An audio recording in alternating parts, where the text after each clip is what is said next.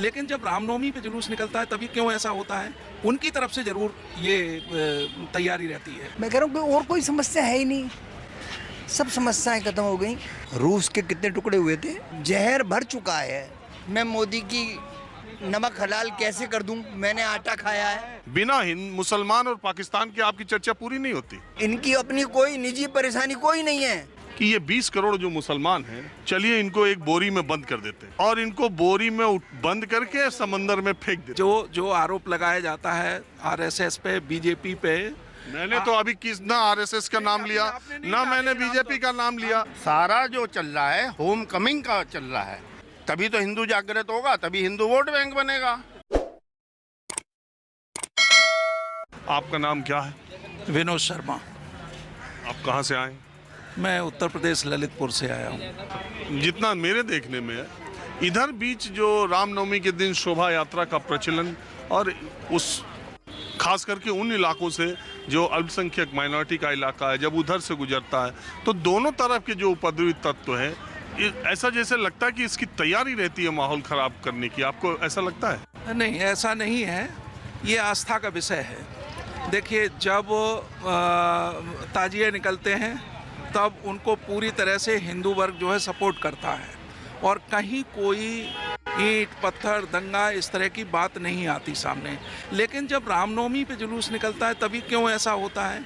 उनकी तरफ से ज़रूर ये तैयारी रहती है और तैयारी के साथ वो इस तरह के हालात। जब आप एक धर्म को या एक समुदाय विशेष के आदमी के बारे में ये धारणा रखते हैं कि अरे हम तो एकदम शांत हैं, लेकिन उनकी तरफ से पत्थर पहले जुटाए गए हैं, तो कहीं आप ये नहीं करते हैं कि दूसरे पक्ष को आप पहले ही घेरे में ले रहे हैं?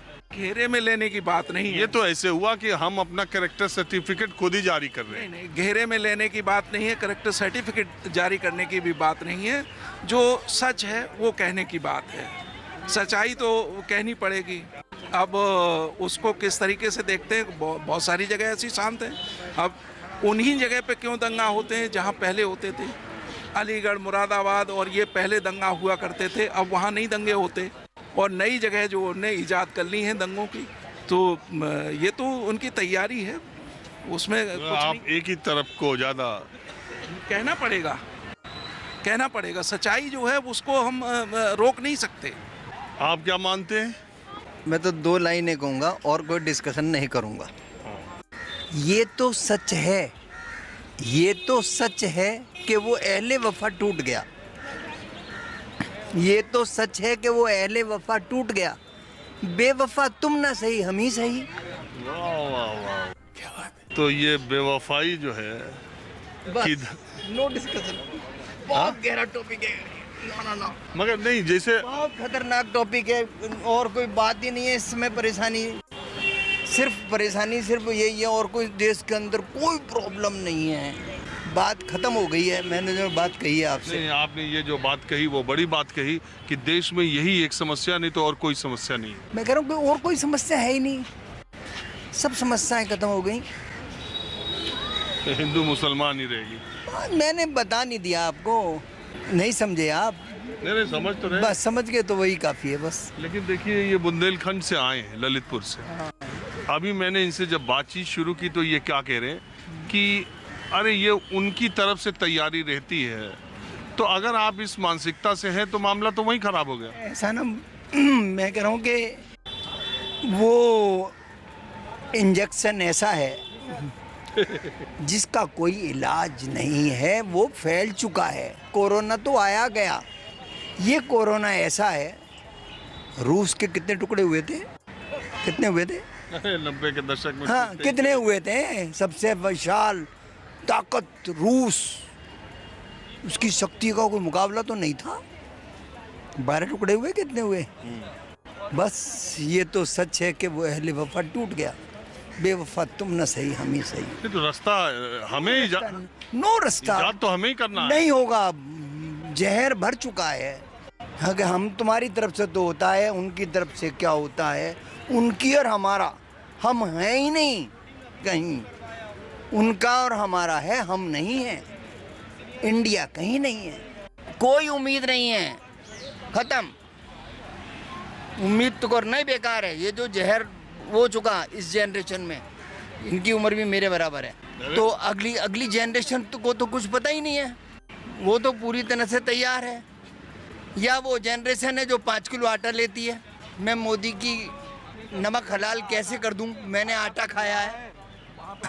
मैं मोदी की एक मिनट, क्या कह रहे हैं? मैं ये कह रहा हूँ कि यहाँ कम से कम चैन से आटा तो मिल रहा है आपको, चावल तो मिल रहा है और फ्री में मिल रहा है। वहाँ तो उसके लाले पड़े हैं, उसके लिए आटे को लूटने के लिए। हाँ, वहाँ कहाँ? पाकिस्तान में। अरे भाई, इसमें पाकिस्तान इसमें कहाँ से आ गया?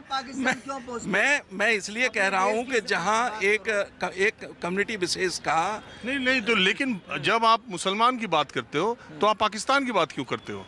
क्यों नहीं की जाएगी? क्यों नहीं की जाएगी? क्या हमारी रामनवमी पे तो कुछ नहीं? हमारे देश में जो मुसलमान है वो किसी भी हिंदू से कम हिंदुस्तानी कैसे है?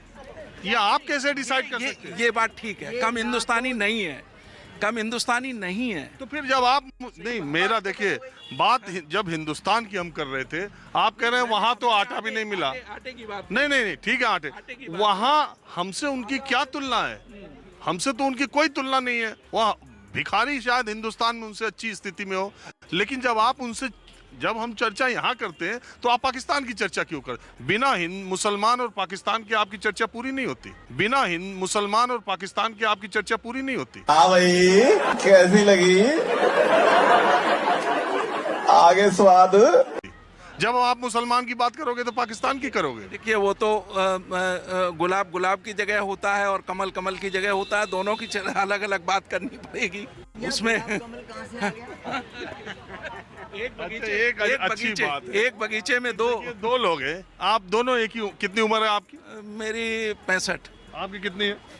उम्र कितनी इनकी? 65। अरे बराबर का कांटा है। लेकिन बात यह है कि मैं किसी पार्टी का आदमी नहीं हूँ, मुझे किसी पार्टी का विरोध नहीं है, लेकिन बात वही है जो मैंने पहले शेयर कहा आपसे। ये हकीकत है।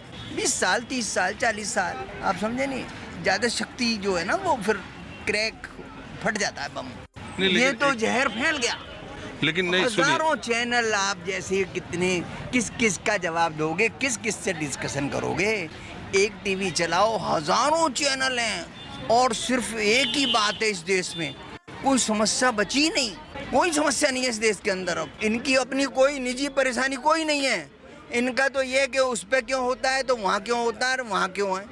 हमारा कंपटीशन पाकिस्तान से हो रहा है जिसकी हमारी कोई वो बनता ही नहीं है मामला। हम बात करें कि भाई हमारा अमेरिका से मुकाबला है या फ्रांस से मुकाबला है, हमारा क्या लेना? पाकिस्तान वाले क्या बुरा हाल है, हमें क्या लेना? हमें अपना घर से हमारा क्या मतलब? लेकिन अगर कट्टरता किसी भी समाज में आएगी तो उसका हाल पाकिस्तान से भी बुरा होगा, मेरा ये कहना है। बिल्कुल सही बात है, बिल्कुल सही बात है, लेकिन उसका उपाय क्या है? उपाय तो दोनों पक्षों को सोचना पड़ेगा ना। कुछ कदम आप दोनों पक्ष नहीं, एक पक्ष है। फिर वही बात को दोनों पक्ष क्या हो गए? दो पक्ष कहाँ हैं? हम सब हैं। आपने दो पक्ष क्यों बना दिए? 2 नेशन 2 पक्ष, बात तो वही हो गई। 2 नेशन था वो धीरे धीरे बदल गया उसमें 2 नेशन में। अच्छा, एक बात बताइए, मैं आपसे, चलिए हिंदू मुसलमान की डिबेट तो मैं मत रहो, अपने देश के बारे में सोचिए। हिंदू मुसलमान की तो ज्यादा मैं बात करता नहीं, लेकिन जब आपने जिक्र छेड़ दिया तो मैं एक आपसे ऐसे नहीं, मैं आपसे एक दूसरे तरह की बात करता हूँ। मैं चलिए कहता हूँ आपसे, एक कल्पना करता हूँ कि ये 20 करोड़ जो मुसलमान हैं, चलिए इनको एक बोरी में बंद कर देते हैं और इनको बोरी में बंद करके समंदर में फेंक देते हैं। इसके बाद वाला जो चुनाव होगा, इसके बाद की जो बातें होंगी, फिर क्या होगा? तब मुद्दा क्या होगा? नहीं, ये कल्पना आपकी हो सकती है, आम आदमी की नहीं हो सकती। ये आप अपने व्यक्तिगत रूप से कह सकते हैं कि बोरी में भर के फेंक दिया जाए, संभव नहीं है और ना हो सकता है और ना कोई चाहेगा। यही मैं चाहता था कि आप यही जवाब दें। जब वो 20 करोड़ है और आप ही की तरह यहीं के मिट्टी से है, आप कोई दफना दिया जाता है, कोई जला दिया जाता है, इसी मिट्टी में वो भी शामिल होंगे। जब वो 20 करोड़ से ज्यादा है तो आप उनको उनका कह के कितनी कैसी बातें करोगे? देखिए, जो आरोप लगाया जाता है आरएसएस पे, बीजेपी पे, मैंने तो अभी ना आरएसएस का नाम लिया, ना मैंने बीजेपी का नाम लिया। ये फंस गया। मैंने ममता बनर्जी का भले नाम लिया कि उन्होंने धरना स्थल से कहा था कि अगर इधर से गए तो उधर होगा, उधर से होगा तो इधर होगा, और जितनी जगहों की रिपोर्ट आ रही उसमें हावड़ा सबसे मजबूरी है, ममता जी की मजबूरी है, क्योंकि वो उनका वोट बैंक सबसे ज्यादा वही है, और बाकी है सो दबा हुआ है, वो देखिए दबा के। और लेकिन बात ये है कि जब प्रधानमंत्री खुद कहते हैं कि हमको मोदी मित्र बनाए जा रहे हैं, हाँ।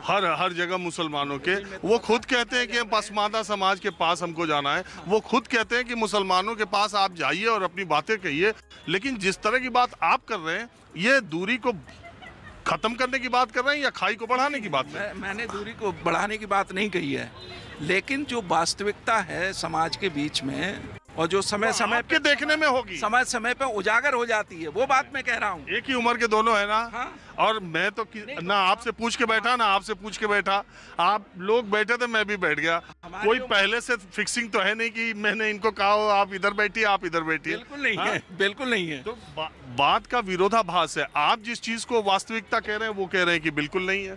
क्यों? मैंने किसी बात का, किसी पार्टी का विरोध नहीं किया, ना मैं नाम ले रहा हूँ। मैंने भी नहीं लिया किसी पार्टी का, एक ममता बनर्जी को छोड़ के। जहर अपना काम करता है, मिश्री अपना काम करती है। इस पानी में जल में जहर डालेंगे वो अपना काम करेगा, मिश्री डालोगे अपना काम करेगी। और अब दूसरी बात, हमें देखना है कि हमें जहर के अंदर डुबकी लगानी है या मिश्री वाले मिठास में हमें जीना है, फैसला हमें करना है। सीधी सादी बात यह है कि सारी बात कोई और है ही नहीं, टॉपिक एचएम के अलावा कोई और टॉपिक ही नहीं है। ये 24 करोड़ हैं, अभी मान लो वो तैयार हो गए, उन्हें कौन सी जगह दोगे, कौन सा कोना दोगे, कहाँ फेंकोगे? सुनिए मेरी बात सुनिए। हाँ, तो हिंदुस्तान ऐसे ही है और ऐसे ही रहेगा। वो ये मुट्ठी भर लोगों की वजह से जो सांप्रदायिकता या जहर का आप माहौल लोगों बदल रहा को है, भी ये टॉपिक को खत्म जब तक आप लोग नहीं करेंगे, ये मीडिया इस टॉपिक को खत्म नहीं करेगा। आप समझे नहीं? आप ये पैदा करते हैं, आप एक बढ़िया क्लिप बना, बहुत अच्छे पत्रकार हैं आप, मैं आपका प्रोग्राम देखता हूँ। अच्छा चलिए हाँ, आप शुक्रिया। बचते हैं प्रोग्राम में, इस बात से बचते हैं। मैं बिल्कुल नहीं करता, मैं करने वाला भी नहीं। आप बचते हैं, लेकिन कोई ना कोई कहीं ना कहीं से, आप समझे नहीं? आप हमारा भी देखिएगा और सुनिए, हमारे अलावा जो दूसरे चैनल हैं वो भी शाम को क्या करेंगे वो भी देखिए। देख ही नहीं सकते, ऐसी हालत होगी, देख ही नहीं सकते। चलिए अब देखिए, मैं तो वैसे हम आम तो देशभक्त हैं, आप समझे नहीं, राष्ट्रभक्त नहीं है। ये भी बड़ा चक्कर है, हाँ, राष्ट्रभक्त हाँ, देशभक्त। हम आप देश- राष्ट्रभक्त हैं? मैं तो राष्ट्रभक्त हूँ। लेकिन हम देश का नुकसान नहीं चाहते अच्छा मैं आप क्या करते हैं हैं? अंकल? आप क्या करते हैं? हैं। आप क्या करते हैं? हम कुछ नहीं करते, बस रिटायरमेंट है, बस घूमने आते हैं आप भी गाजियाबाद। ये भी रिटायर्ड? हाँ, घूमने आते हैं, बस समय काटना होता है। आप भी रिटायर्ड? रिटायर्ड हूँ।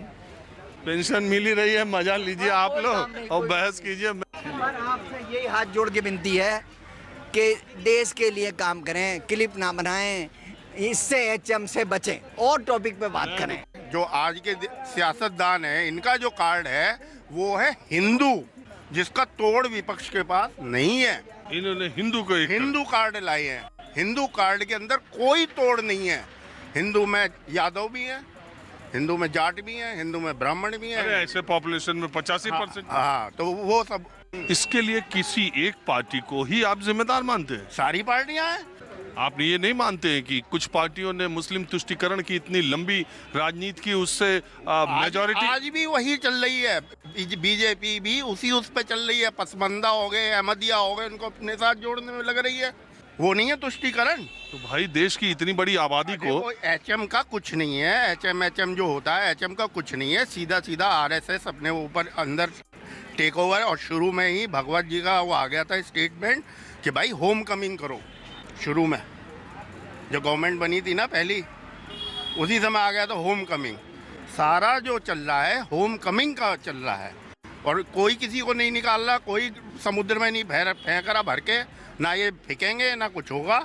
ये सिर्फ और सिर्फ सारी राजनीति चल रही है कि हिंदू वोट बैंक पे। पहले कभी हिंदू वोट बैंक नहीं हुआ, और उसको ये धीरे धीरे वो देते रहते हैं। कोई भी दे देता है, और जो ज़्यादा दे देता है उसको निकाल के बाहर कर दिया जाता है। तो आप नहीं मानते कि इससे देश और समाज का नुकसान है इस तरह की राजनीति से? ये अभी जो शोभा यात्राएं हुई, बताइए बम्बई और हावड़ा और कोलकाता जैसे शहरों में अगर इसको तनाव हो जाए। महाराष्ट्र में कितना हुआ, हर शहर में हुआ, तो तनाव तो ये तो करना ही है ना, तभी तो हिंदू जागृत होगा, तभी हिंदू वोट बैंक बनेगा। आपका क्या कहना है, क्या शुभ नाम आपका?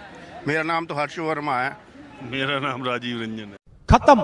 सच्चा पत्रकार बनना चाहते थे, नेताओं का दल्ला बन के रह गए। अब बताइए मैं क्या करूंगा? एक बहुत सिंपल सी टिप आपके साथ शेयर करती हूँ। अपने हाथ को इस तरीके से रखिए। If you look at this from your side, आपका लेफ्ट हैंड आपको बी के जैसे दिखेगा और राइट हैंड आपको डी के जैसे दिखेगा। B and D. B for थोड़ी मदद रखिए। वे मैथों तेरा मन परया